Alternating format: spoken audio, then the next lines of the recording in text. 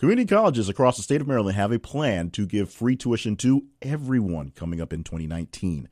Also, 4 women accused New York Attorney General Eric Schneiderman of physical abuse, and he has the quickest resignation probably in the history of politics. We also have lots of sad stories, lots of tragic stories coming from the eruption in Hawaii, a volcano, that's the Kilauea volcano, going on still right now. But even those stories aren't big enough to crack the top 10, as massive they were across the week, and as you cared about, not quite the tops for what you saw on social media. So which ones were actually at the top? We'll get to those in just a moment here on the weekly wrap-up show here from thisistheconversation.com. This is the show for the week ending May the 12th, 2018.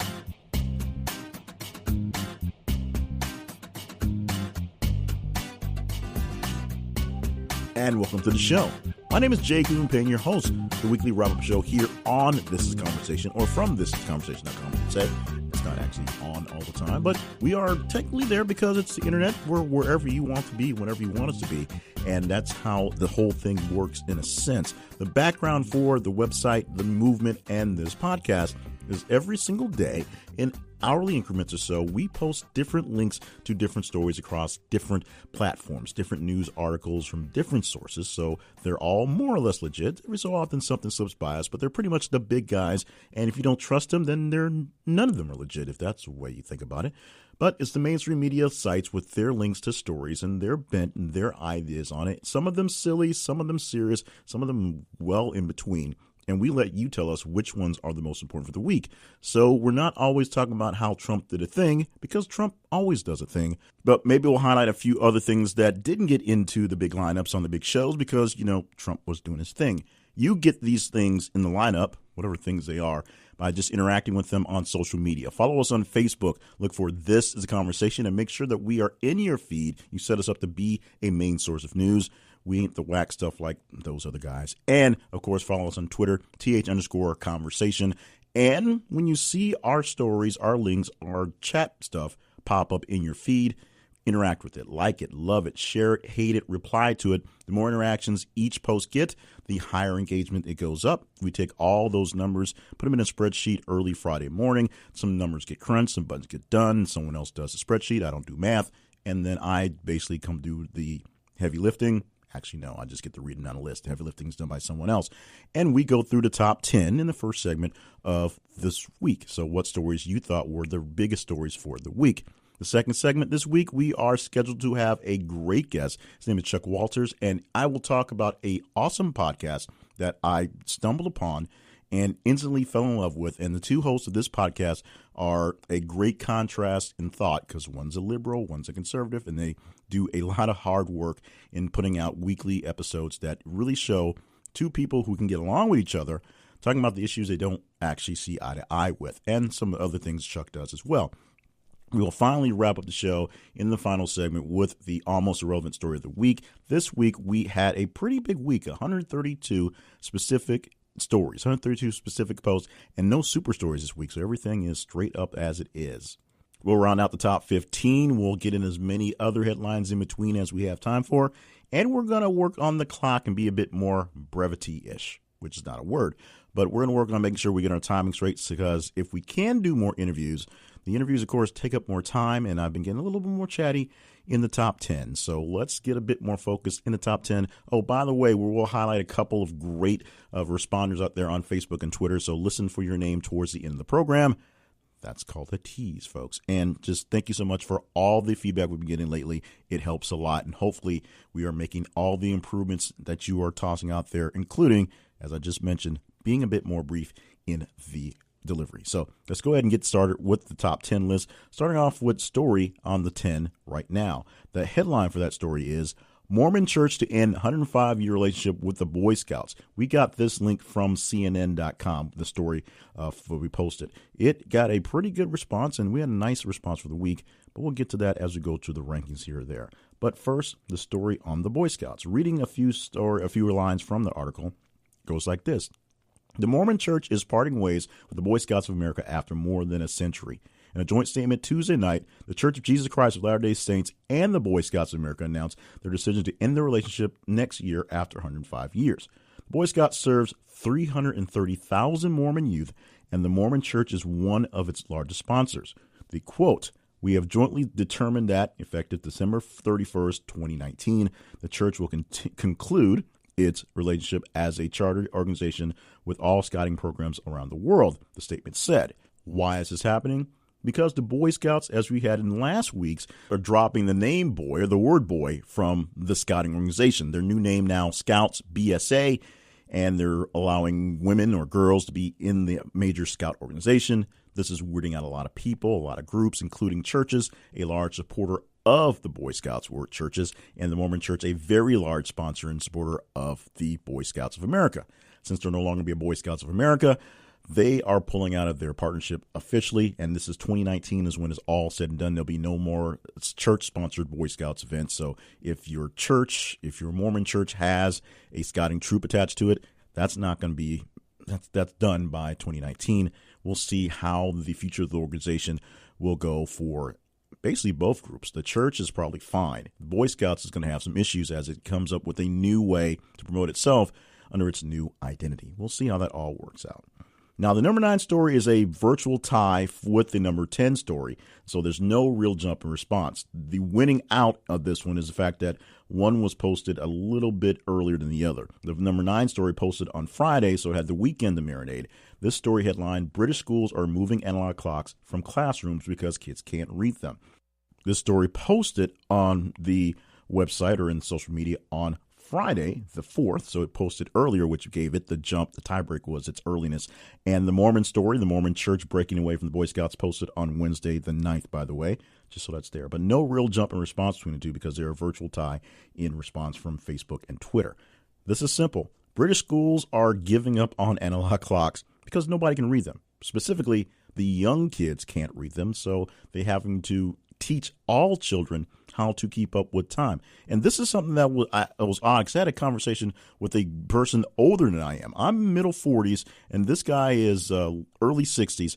And he says basically he looks at his watch on his arm, which has the old analog and the digital inside of it, and he sometimes has trouble reading the analog clock because most things are digital nowadays. His grandson can't read an analog clock. My daughter can tell time. She's 6, but she can't read an analog clock. She can read the numbers on a digital clock. So this may be a trend, a very sad trend, where people get retro by having hands on their arms because all the watches are digital, or now these days, all the watches are in their pockets on their phones. Let's move to number 8 story for this week. The headline that was posted in our social media, because it changed from the actual article, we posted straight from the article, read like this. Black Yale student Lolade Simobola questioned by police at her dorm. However, the headline, as most people saw it, and as we saw it on USA Today, the source for the story read like this. Black Yale student reported to police for sleeping in her dorm. This story was one of many seemingly racially tinged stories to pop up on the day this was posted, so it turned into a which is which story post, and this one was one that got the most response for the weeks, at least at this point. May the 10th is when we posted the story, and I'm going to read some quickly from the story. Like I said, we posted from USA Today. It went viral pretty quickly what's going on, including posting pictures of the white student who, of course, called in the black student who was sleeping in a dorm. But here comes from the article. A black graduate student who had fallen asleep in her Yale University dorm room's common area had to prove to police she was a student there in an interaction lasting more than 15 minutes. A white student found Lodea Simboloa sleeping on a couch in Yale's Hall of Graduate Studies and called officers. Simboloa posted 2 videos on the Monday incident on Facebook. She said she was woken by the student who had told her she was not allowed to be there and called on the authorities. In the videos, Simibola tells officers the student who reported her had previously reported a black friend of hers who was in the stairwell in the building a few months ago. Thursday, Yale Daily News reports Simibola updated her Facebook post to identify the student who had called police as Sarah Brach, a philosophy student. Brach did not immediately respond to requests for comments from USA Today. But trust me, she got plenty of responses as the day went on. Now, this is the weird thing about this. I'm going to be really quick and not go into all the hate and vitriol I want to on this subject, but this was just really stupid. This is a lady who, because she was a white person, apparently fearing for random black people sleeping in the dorm, getting upset about it. When in actuality, not only did the lady belong there, was a student there, had a key to her room, and just fell asleep in the common area because college students do that. She just had a habit of just calling the police on black students who were just in the dorm, as if there are no black students across the entire campus. One would think that's kind of weird. Now, we believe, at least we have reporting that she may have some white nationalist ties or something like that. That goes really deeper into what we have and not what we have with the initial story. But as you would expect, many people will put up the quick outrage and then the long-term outrage in the issue in itself. It proves a lot of things. One, we still have a long way to go in the basic understandings of ourselves, the basic understandings of our cultures, and in just general manners in some sense. That story, by the way, getting just a slight bump in response from the 9 story, which was the British schools getting rid of clocks, or at least analog clocks, only 1.08% from there. Moving on to the 7 story, New York Mets are cutting ties with struggling pitcher Matt Harvey. The headline we posted Friday, May the 4th. Bump in response from the 8 in this one, 12.77%. Now let's get a couple lines from the source material we had from this story, which was CBS News. New York Mets are cutting ties with pitcher Matt Harvey, designating him for assignment after he refused a demotion to the minor league. Harvey, 29, was once considered a star on the team, but after injuries have plagued him shortly since 2013 debut. General Manager Sandy Alderson said Friday that the 29-year-old right-hander refused a minor league assignment and will be designated for assignment Saturday because of Harvey's $5,625,000 salary. A trade may be difficult to work out unless the Mets agree to send cash as part of the deal. Now, whatever happened, I think already happened because Matt Harvey has already been assigned to another team. I believe he's a part of the Cincinnati Reds. It's a little early in the season for me to really keep up with baseball, to be honest, especially with basketball and hockey in full swing now, and we just wrapped up the NFL draft. But baseball is a slog, a long haul, and this is a pretty big deal for baseball fans, especially in New York, as one of our big Met fans inside of the Facebook page kind of didn't quite go to tears, but was wondering why they're getting rid of him sooner. The next headline, short, sweet, powerful, gets the message across. It says, rockets fired at Israel from Syria, Israel says. We posted this on Wednesday, May the 9th. Bumper response from the 7 story on getting rid of Matt Harvey, that's being the Mets. 15.09% on that upgrade. Now, quickly from the story, which was updated originally, we sourced it from CNN.com, and so they've changed it because the whole story was updated. But we'll read it as it is now, of course. Israel claims it struck almost all its Iran military capabilities in Syria after what it says was an Iranian missile attack on the Golan Heights. In the most direct confrontation between Israel and Iran to date, the regional enemies exchanged fire for hours late Wednesday. The extended barrage of fire comes amid soaring tensions between Israel and Iran, rivals battling for regional influence, and less than 2 days after the United States withdrew from the deal to curb Iran's nuclear program. And that little piece is sort of a really key incident in this incident. Of course, the U.S. pulled out of the Iranian deal a couple days ago as of this recording. And in the meantime, some Syrian rockets believed to be owned by Iran, or assets basically given by them, were fired towards Israel's way. Israel was able to basically intercept them and, retaliate. But this, of course, is a 1,000-year-old dispute going on, so it's not going to be fixed anytime soon, probably, unless, Trump does something. Apparently he does a lot of other stuff. Maybe he can actually fix this. I did say that out loud, didn't I? But this is a serious issue going on back, obviously thousands of years with the actual incident, and within the last 40, 50 years with the ramping back and forth of how Iran is dealing with its own issues and situations and political situations. A lot of it based on dealing with us, to be honest. I'm not saying that we are the blame, but sometimes we can be the blame on both ends.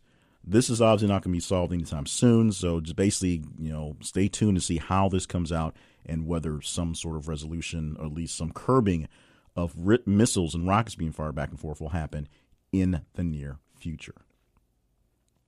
So for the number 5 story, bumper response is slight, only 0.82%, it's just slightly. But it's actually a more poignant story than one would lead you to believe, at least the title would. We sent the title as New York Times opinion columnist asked you to save Barnes & Noble. We posted this on Monday, May the 7th, and there was a bigger title in the story. I don't have the full story pulled in front of me, but here's the gist of it. A columnist for New York Times is asking you to save Barnes & Noble because they're asking you to save local bookstores. The biggest kind of kerfuffle in this whole thing, the thing that kind of stretched people out of proportion for this, is Barnes & Noble itself is part of the problem with local bookstores not being there. Although the Barnes & Noble model and, of course, the Borders and Books A Million model, back when there were 3 major chains fighting for space and putting out of business the smaller bookstores, Borders, of course, folded under its own weight because it just had too much stuff, literally. Barnes & Noble was somehow able to live on, mostly through the fact that they had a symbiotic relationship with their Nook browser, their Nook player, their electronic reader that was rivaling the Amazon reader, but now it isn't. So Amazon, without any physical stores, is still able to outsell and outmaneuver the bookstores, which has to actually have people in place to hold books. So Barnes & Noble is becoming a dinosaur here, there, as bookstores or places to go and see books is becoming a rarity. In fact, libraries are becoming a kind of a rarity in itself, but they're not the same type of deal. So you can't just say, well, we'll all go to the library, because that doesn't really fill the gap for bookstores.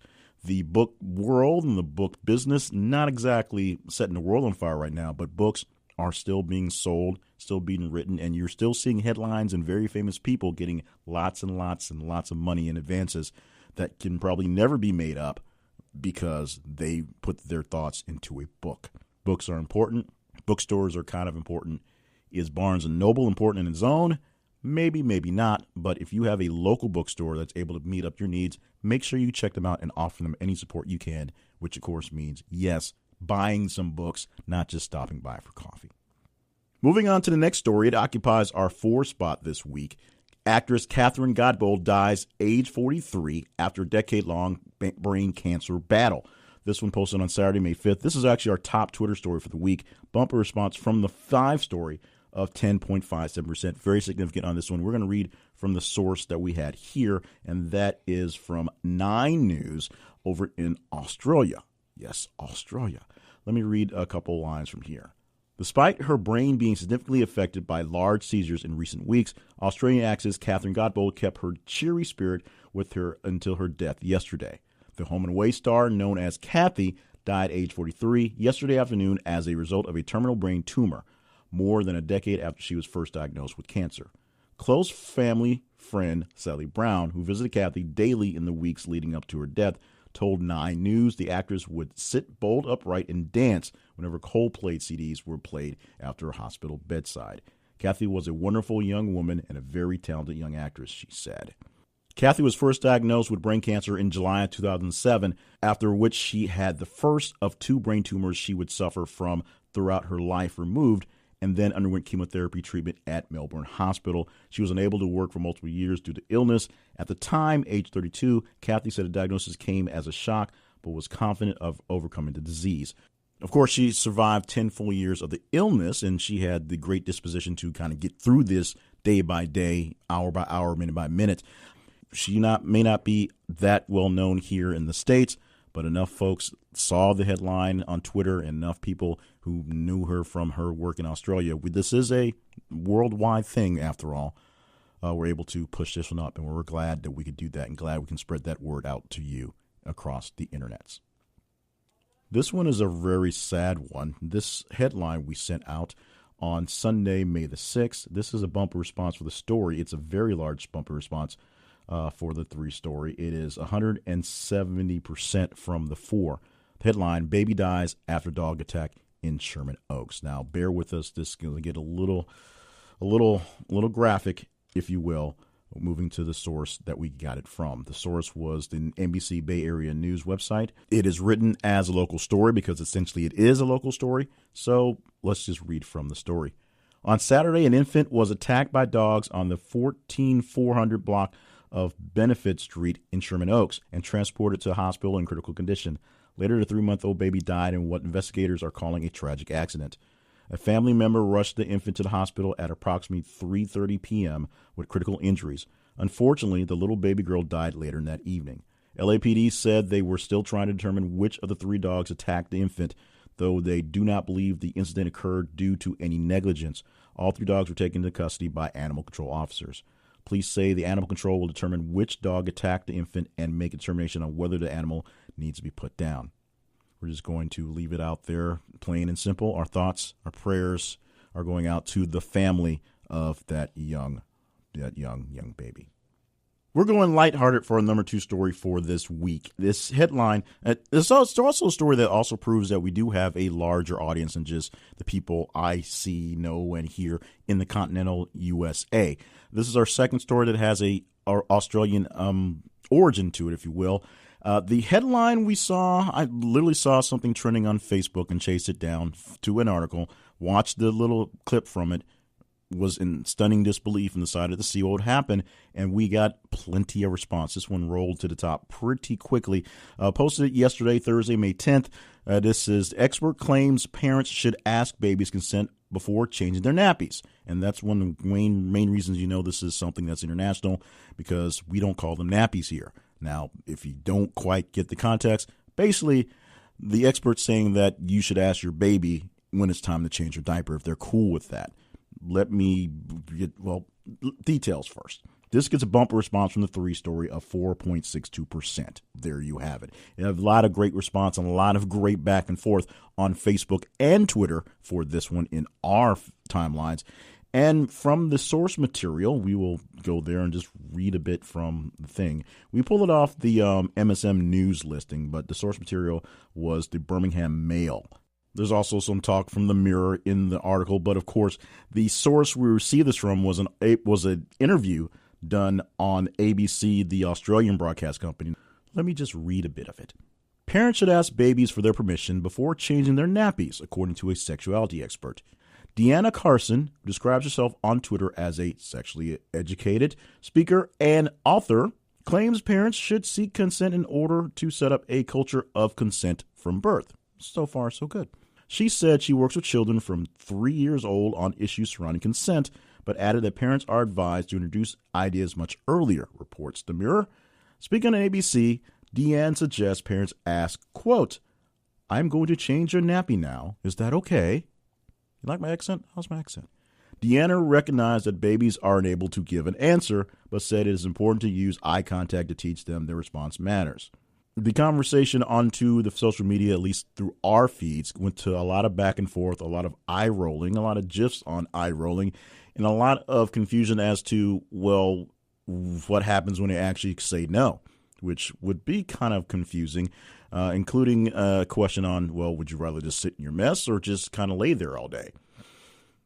That's basically my thought on that. But she believes you offer up a conduit for consent early on by asking babies in the real baby stage, hey, can I change your diaper? You cool with that? I wonder, would your baby be cool with that? Let us know in the responses. And now the final story in the top 10 this week, the big story, at least per you. Let's start off with the stats. We go down to the top 10 story. The number 10 story this week was, of course, Mormon Church leaving the Boy Scouts or mutually leaving. Bumper response from that story was 1,847%. The bumper response from the almost irrelevant story we'll get to much later, number 132, is to 22,537%. That's how much higher it was in that one. From the number 2 story itself, only 307% more engaging. This story was the top story on Facebook and a very, very, very high trending story on Twitter as well. This story fixes the problem we had last week where we had no Kanye, because it makes sure we not only have Kanye is where he wants to be, and that's at the top spot. The headline, Ta-Nehisi Coates weighs in on Kanye West situation in The Atlantic. Monday, May the 7th is when we posted this story, the link to the story, and it is the link to his write-up, his op-ed in The Atlantic on Kanye West, saying that Kanye West is only doing what many famous black people have done many times over, well before him, and will continue to do beyond our recognition of time. He wants to be so famous, he basically wants to be, quote unquote, white famous. He wants the same fame that all the other non-black, yellow, red, green people have. They're just famous. So he wants that sort of colorblind famous that for being whatever. And that's why he's latching on to the Donald Trump thing, along with many other things that's going on. He's so omni-famous, omni-big, that it doesn't matter that he's a black guy and that people are looking up to him because he is doing what they want to do. It doesn't matter. He just wants to be famous. It doesn't matter. A lot of the overtones are brought in on the Michael Jackson situation, where Michael Jackson literally went from being a dark-skinned black guy with a big nose and an afro to a pale person with a very skinny nose and complexion and sort of demeanor that wasn't quite exactly what you'd call a cultural thing, cultural norm. Just he went from being a black guy to a white lady. A lot of people joke way back in the day. And so Kanye West wants a similar thing, except he doesn't want to bleach his skin. He's married to a non-black person. I believe the Kardashians are Armenian, essentially. But that's not even the deal itself. It's that Kanye, in his mind, in his glory, in his fame, in his head, wants to be so Kanye that Kanye transcends, something as shackling as race. You have to read the piece to really get the gist of what Coates is saying in that one. So once again, being a big voice for our times, for our generation, I say our because I am African American, being a big voice for that in our generation for time on what's going on. Everything in the article, I wasn't exactly how I would state it, so I can't say I'm 100% down with the whole article. But it, one, fixes the Kanye problem because I get to talk about Kanye in the top segment, and two, sheds light on a larger situation that people don't really see, the nuances that people outside of the culture, my culture particularly, may not get in a situation. And sometimes these uncomfortable things are good to have. Sometimes they make things worse, but this is a case where it's an uncomfortable situation, an uncomfortable subject that we, in the air quotes, talk about at times, but we don't share with y'all. And now he's shared it with y'all, so you guys can kind of join in the conversation. And that's it for the top 10 for this week. We struggled, we fitted, we fixed, we went a whole bunch of stuff, and we probably weren't as good with the time as we should have been. So we'll see how that works out in the latter part of the show. But we want to make sure you know how you can get your voices put into the former part of the show. Follow us on Facebook at This Is The Conversation. Make sure you set it so we are visible in your feed. We come down with our post in your main feed. Follow us on Twitter at @TH_conversation. And make sure when you see our posts that come from various sources and they're all credible, mostly credible, you interact with them if they seem like something you're interested in. You can like it, you can love it, you can hate it, you can reply to it, you can share it with other people out there and spread the word out there so we get more people attached to it into the conversation. And of course, the more engagement each post gets, the higher it gets into the countdown every single week. Coming up in just a bit, we're going to talk with Chuck Walters and talk about podcasting, talk about politics, and he's going to play the brackets. We'll see how well he does with this week's batch of stories and which story of the top 10 he latches onto from This Is The Conversation's weekly wrap-up show for the week ending May the 12th, 2018.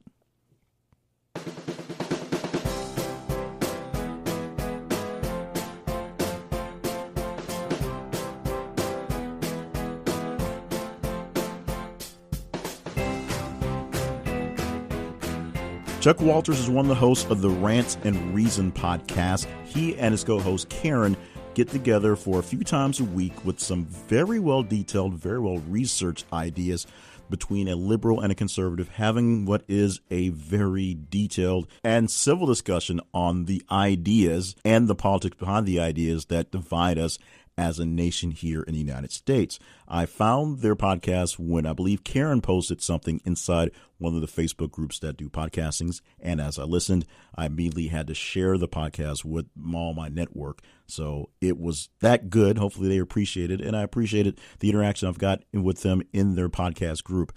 Now, Chuck will tell you about a lot of things that he does within podcasting, the origin of this podcast, and how the whole thing was more or less kismet, just sort of meant to be in here. And then, of course, he'll play the brackets game and talk about what topic that he believes of this week's top 10 is the big one from his point of view and get his perspective on that one. And so with that, we'll go ahead and get into the interview for this week. Glad to have 2 weeks of interviews in a row. And as we do for the people we reach out to play the brackets, we ask them up front, hey, so what is it that you tell people that you do? What I do are 3 podcasts. I am a member of Rants and Reason. That's kind of a quasi-political, more news and fact-based podcast. I'm a member of History Dweebs, which is kind of a comedy true crime podcast. And I'm a member of Deadball, which is about baseball and kind of the tragic lives that a lot of these guys led. Now, an unfortunate side effect of podcasting is you want to do multiple podcasts. You do multiple podcasts with multiple people.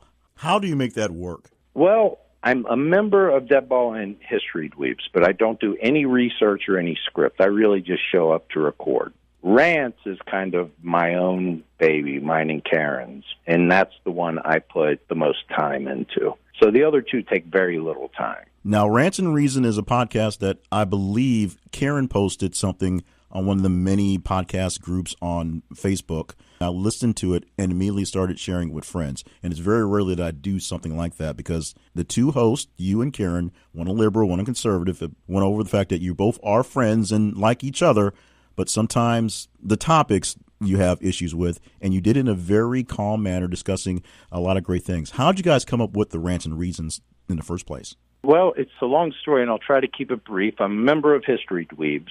History Dweebs has a very large following. We had a get-together in Cincinnati, and I met Karen there, and she made a kind of a comment about being a conservative and me being a liberal. You know, I just kind of teased her about a bunch of stuff. And then as it went on, it was a 3-day event, and I talked to her more, and we primarily talked about politics. And we found out that while she's a conservative and I'm a liberal, there's this overlap of what we both, our core beliefs and core values. And if you actually sat down and talked to someone on the other side, face to face, what you would find out is that you agreed on far more things than you disagreed on. And we came to this conclusion that really, if you're a liberal or a conservative, neither side is really being served by our leaders. And that's kind of a problem. And the other problem is so many of the arguments that are made are based on opinion and not fact. And if you listen to Rants and Reason, people kind of expect it to be a liberal and a conservative, kind of going after each other on different topics. What we agreed is to say, these are the facts. When we did gun, we did one on the AR-15, why it is the chosen gun for school shooters. It's the perfect gun for that. And we went in to describe what the AR-15 does, how it was built, a lot of things. But basically, really the basis of it is you can have your opinion on the left and you can have your opinion on the right, but I'm a liberal and she's a conservative, and we both agree these are the facts. So base your opinions on that. Because Karen comes from a criminology background, so she's an incredible researcher. And after that meetup, when things would happen in the news, I'd shoot her a PM on Facebook and try to get her opinion. And I found out one thing that I would never say on the show. She's incredibly smart, and she is an amazing researcher, and she has her facts down on everything. So we decided to do a blog, and we did that for a short period of time, and I said, let's just do a podcast. And she said, I don't want to do a podcast where we're going to be arguing with each other, because that's what you hear everywhere.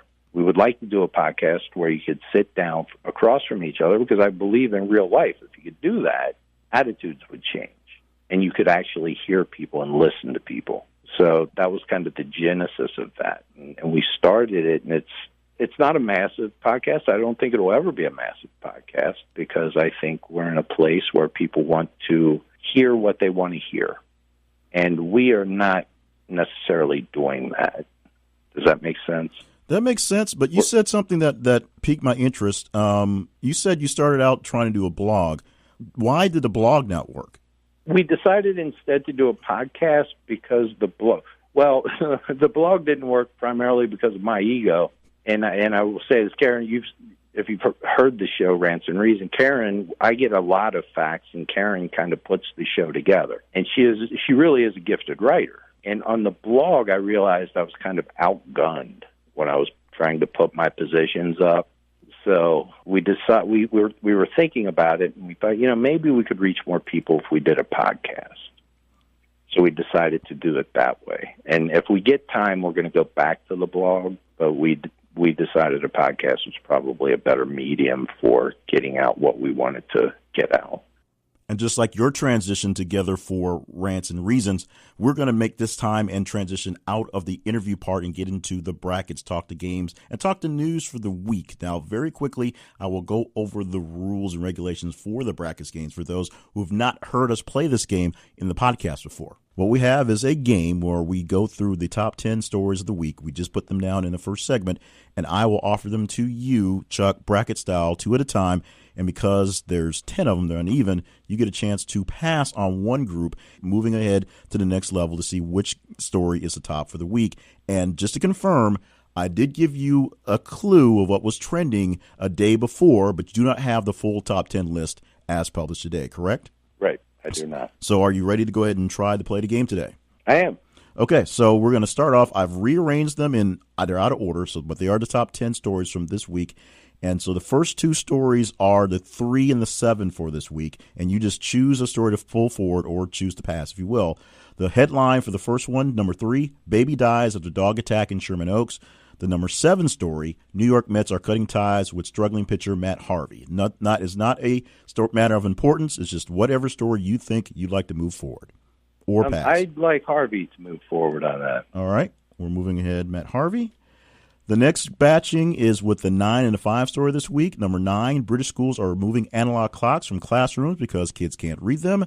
The number 5 story, New York Times opinion columnist asks you to save Barnes & Noble. Oh, you like those two, or you want to pass on that grouping there? Let's pass on that grouping. All right, so we're passing on those two, which means you must take one from each of the ones I give you now on. So the next batch is the 8 and the 1 story this week. The 8 story, Black Yale student questioned by police at her dorm after falling asleep in common area. And the number 1 story, Ta-Nehisi Coates weighs in on Kanye West situation in the Atlantic. Which one of those two are we moving forward? I'd really like to do the Yale one because I have kind of an experience that happened to me this weekend that kind of relates to that. Not a problem. We're moving that one forward. Next up are the 4 and the 6 this week.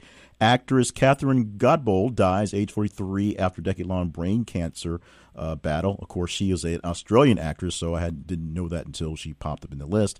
And the number 6 story, rockets fired at Israel from Syria, Israel says. Which one were we pushing forward in this round? The Rockets, and the Rockets fired. The Rockets fired. Unfortunately, not a basketball one, but it's Rockets, and it's pretty important. Well, I think the Rockets are going to win all this, so. I have an idea that may happen too, but they're not in yet. This week, we have to come on the next 2 from the number 2 and the 10. Experts claim parents should ask babies' consent before changing their nappies, and the Mormon Church to end the 105-year relationship with the Boy Scouts. Which one of those 2 stories are moving forward? The Mormon Church. Mormon Church.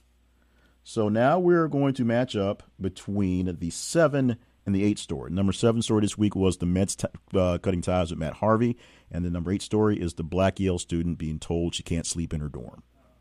I think the Yale one. Okay. Now we're putting together the 6 and the 10.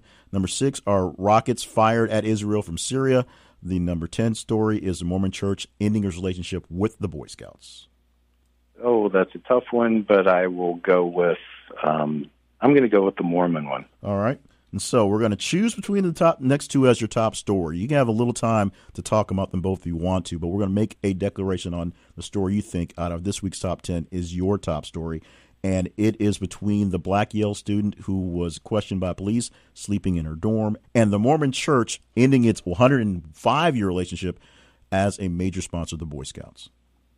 Actually, I'd still like to stick with the Yale story. That is ironically the same story I picked as the top for this week. to just give people the quick explanation of what's going on, this week at Yale, a female student fell asleep in the common area of her dorm. She was just resting and fell asleep. She was told by a white student that she couldn't be there, who then called the police. We find out this week that that white student has a habit of calling police on black students who just happen to be in their dorm. And it took this woman 15 minutes to explain that not only was she okay being there, she had the key to her room, which was right down the hall. So, Chuck, We're going to give you a couple minutes to talk about your feelings on this story. What is your take on this story? Let me give you what happened to me in Chicago last weekend real quickly, because this relates to that. Karen and I were working together on a Rants episode, but I was in Chicago to see my son play in a band. So it's at night. I pulled over into this little area that was well lit, so I could write and talk to her at the same time. The next thing I know, I have two policemen at my windows, each window. And the policeman says, it surprised me. The policeman said, "What are you doing here?" And I said, "I'm on a phone call. I just need a good lighting." And he said, "Well, there's a business over here. They thought you were kind of suspicious." I said, "Okay, I'm sorry for that." I said, I don't have my ID with me. The policeman said, "What is your name?" I gave him my name. He didn't check anything. I said, if I can reach in my pocket, I'll show you my hotel key, because it was right next door. He said, "No, you're fine." And they both walked away. Now, the thing was, I did not belong there. Obviously, I didn't belong there because it was a business. I was at the far edge of the parking lot. And I think in the Yale thing, there was this mentality of, because she was a black girl, she didn't belong there. But the way that I was treated was, two policemen came up to the car, said, "Hey, what are you doing?" I told them what I was doing. They didn't ask me for ID. They didn't ask me for anything. And they just said, "You're good to go." Now, had I myself, I'm 54 years old, I'm white, had I been sleeping, I think she was kind of in a common area where she fell asleep. And in college, you do that all the time. It's the mentality that she didn't belong there that is troubling. But that could have very easily been resolved. It should have never happened to begin with. But it could have very quickly been resolved by just her saying, "I'm a student here." And, is there a problem at Yale with people coming in and sleeping in the common areas? If that was a common problem, then I could see, okay, show us your student ID. And that should have been the end of it. And I know you're talking about two different groups of people in two different situations, but do you see the huge inherent difference in, I kind of didn't belong in the one area, they made the assumption she didn't belong in that area, and there were two completely different reactions. Does that make sense? Do you see how that ties in? I see how that ties in, but let me get a quick, and this must be a 30-second response, because I'm going to go back to weeks ago with the issue that happened at the Starbucks, where the two young men who happened to be black men had the police called on them and were actually arrested when they were doing nothing but waiting for a third person to come, and they had not bought anything. Right. Maybe they asked to use the bathroom, but hadn't bought anything. And so if we see that as a similar situation, two people that someone thought didn't belong there, and someone and the person's their feelings, they were scared of, they were suspicious of them, whatever. How are we getting in these situations that should be very simple question and answers and moving along? Why are people getting their panties bunched up, if you will, because of people they don't think belong there? I think that it's a very simple question or simple answer, that we like to think that we have progressed and we have moved beyond things, but we haven't. I mean, that's the reality of this country. We have not moved beyond this subtle racism that we always carry, that we have all the time. These incidents, I have 3 boys. They don't run into these kinds of incidents ever. It never happens to them. My twins are 23. My youngest is 20. That never happens to them. They could go into Starbucks and sit there all day. My one son works in Chicago. He's always in Starbucks or a place like that working because he can work remotely. So to me, it's very simple.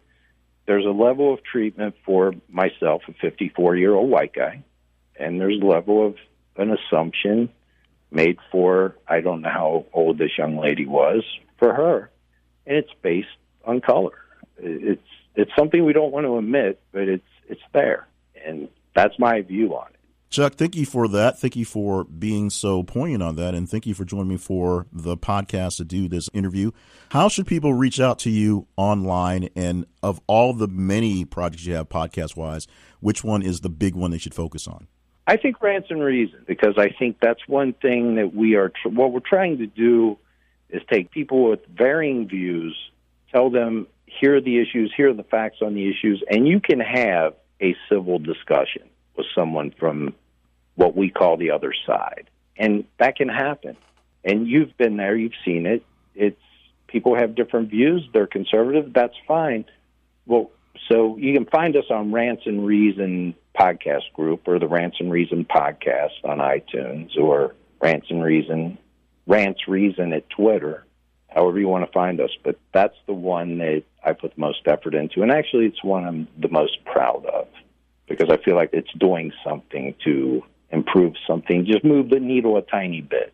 If we can move that a tiny bit all the time, we're in better shape. Once again, Chuck Walters for the Rants and Reasons podcast. As I said earlier, I fell in love with the podcast simply on the first listen, signed up for all the things they asked for, did all the fanboy stuff, and of course had a chance to reach out to one of the hosts. And I will try my best to get Karen on in the future. But thank you so much, Chuck, for joining us again. And of course, thank you for letting me in the community. Well, we really appreciate it. We appreciate your support, and we appreciate you being a member. You're a very valuable member because you have a lot of very, very keen insights. So we appreciate you adding those.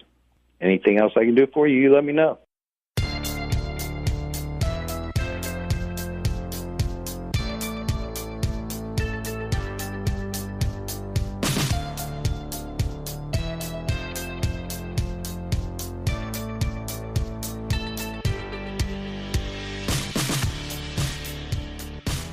Once again, a quick thanks to Chuck Walters from the Rants and Reasons podcast for joining us to play the brackets and talk a little bit about what he has going on.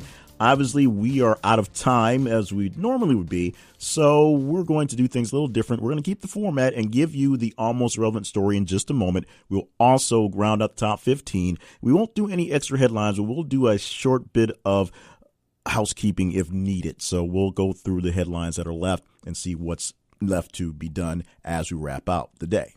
Quick shout out to social media followers we have. We told you wait to the end, and maybe we'll call your name out. Giving some ups today to Kate Barnett, I should say, who gave a lot of talk about the whole nappies and asking babies to change them. And we go to Twitter love to someone, let's hope I can get this one right, at Mixolsi Masango. That's totally butchered, but thank you so much for joining that one. He, of course, replied to the story about the tanker truck that crashed spilling liquid chocolate over the highway in Poland. That one obviously didn't make it into the top 10, but it was, as he said, a sweet water. Anyway, thank you guys for following. Thank you, all of you guys, for following. And make sure you are sharing what you're seeing and hearing and loving, we hope. Share it with some friends, share it with a few enemies, share it with random strangers, and share it with Russian bots because we do love the Russian bots. I want to make sure that's all just plain and clear. Now, the almost irrelevant story this week, like we said, we had a very large week, whichever one is the actual right way to phrase it, of stories listed this week. 132 separate stories this week. So this one, the headline that we had is woman accused of stalking, sending man 65,000 texts after one date. It was posted late in the game, although we had a bunch of other stories on Thursday the 10th that made it in, but posted on Thursday the 10th, and it was, as we said, 22,537% less engagement than the number one story, which is Ta-Nehisi Coates and his article on Kanye West. But we will give you a chance to listen to the words on the write-up for this story because it's too odd to make up. Dateline, Paradise Valley, Arizona.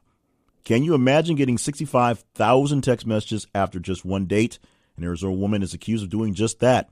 Police arrested 31-year-old Jacqueline Aids after finding her in a Paradise Valley man's bathtub.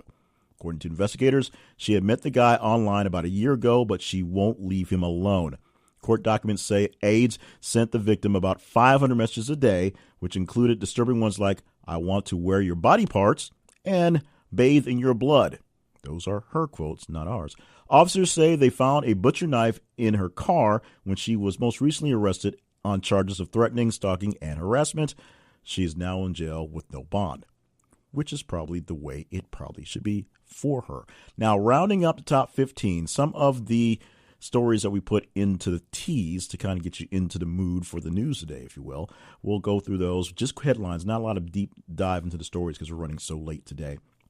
Number 11 story this week was the Maryland Community Colleges putting together a plan for the state to offer free tuition to anyone who wants it in 2019. This is something that's not necessarily a new thing. This is a growing trend around the nation, and Obama kind of wanted to do this, essentially pay anybody who wanted to go to community college, just give them the money and make that work. But now many states and many areas are joining in forces to make this happen, make this affordable, so that the education gap, making sure that people are trained for good jobs, is lessened for states who are trying to bring in better jobs to their states. Israel Folau tweets divisive YouTube video with anti-gay sentiments. That was totally butchered, but that's the number 12 story for this week. And this is one that once again shows that we may be a bit more international than we think sometimes. This is a football player, as in a rugby player. So the guy, I don't necessarily know what he follows, but he is a staunch Christian, and he tweeted out, just like we sort of do, random things that pop up in YouTube feeds that sort of fit the beliefs. And that's what he did. He's a star for the Wallabies, which also tells you that he's from the other side of the world. And he got in trouble, hot water for that one. Moving on to headline number 3, or 13, if you will. 4 women accused New York's Attorney General Eric Snyderman of physical abuse. This was a big deal for about 5 hours straight. And then it's still sort of an ongoing thing. But the announcements was made, a report was broken. We had the link to the New Yorker, but a report was broken that Eric Snyderman, who, of course, a big supporter of the Me Too movement, everybody loves YouTube, but the Me Too movement, and, of course, he sued Donald Trump, famously sued Donald Trump, and is famously suing Harvey Weinstein, is, of course, accused by women he was having relations with of not just being a little too rough in the sack, of being abusive physically and mentally and all sorts of just weird stuff. Now, Snyderman basically says he was into role play in the sexual acts. The women say it was a little bit more bizarre than that. Within 2 hours and 57 minutes, we're told he resigned from his job as the AG for New York City. It was pretty much that bad. Going to headline number 14, Hawaii's Kilauea volcano erupts, prompting mandatory evacuations. This is something that was posted on Friday the 4th. It started erupting early in the week, and it's been essentially going on and on and on all this time. The evacuation orders have not been lifted. In fact, people have meant to go even further. They're expecting the eruption to actually happen again, major eruptions, with boulders and lava being thrown around the size of refrigerators up to miles in distance. So this is a very serious, very deadly thing going on in Hawaii, a place that's known for its beauty and its danger. This is the danger, showing exactly what it can do. And the 15th story this week, Connecticut to give its electoral college votes to national popular vote victor. Now, this is a bit controversial, but this is sort of the sign of the times as things are going. Connecticut says they're just going to back away and see who wins the popular vote overall, and they're going to give them their votes. They're not going to worry about who they thought was the winner. Well, technically, their votes do count towards the national vote, but when it's all said and done, the winner will get their electoral votes regardless. That way, it'll be a better job of making sure the winner of the national vote probably gets the head of the electoral college. We'll see if Connecticut is the state that actually figures this out and fixes it, or we deal with this for, 4, 8, 12, how many more years until the thing goes away.